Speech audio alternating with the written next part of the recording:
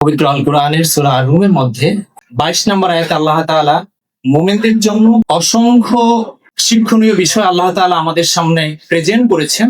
এর মধ্যে 4টি বিষয় আল্লাহ তাআলা এই আয়াতে বলেছেন।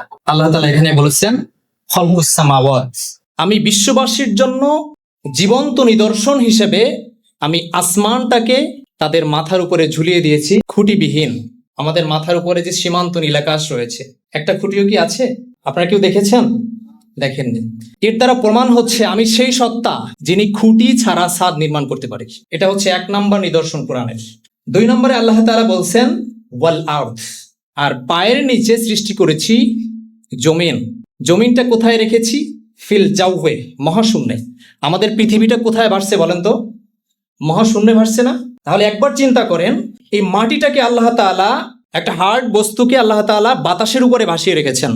এর থেকে বড় নিদর্শন আর পৃথিবীতে কি হতে পারে? এটা হচ্ছে কোরআনের 2 নম্বর নিদর্শন।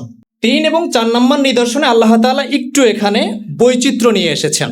কি বৈচিত্র্য এনেছি? ওয়াখতিলাফুন, সেই বৈচিত্র্যগুলো হচ্ছে আল সিনাতিকুম, মানুষের জিহ্বার ভাষায় আমি পরিবর্তন এনেছি। বলেন না সুবহানাল্লাহ।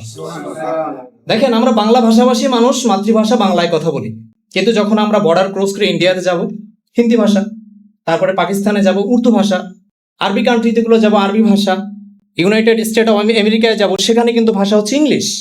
তার মানে আল্লাহ তাআলা বলেছেন এটা হচ্ছে আমার 3 নম্বর নিদর্শন, যে আমি মানুষের জিহ্বার মধ্যে যে ভাষা প্রদান করেছি, ভাষায় স্থান কাল পাত্র ভেদে আমি বৈচিত্র্য এনেছি। ও আলওয়ানিকুম, এবং মানুষের চামড়ার রঙের পরিবর্তন। তো মানুষের এই যে ভাষার পরিবর্তন, গায়ের রঙের পরিবর্তন, এটা হচ্ছে আল্লাহ তাআলার দৃষ্টান্তমূলক একটা নিয়ামত, যেখান থেকে মানুষ শিক্ষা গ্রহণ করতে পারবে।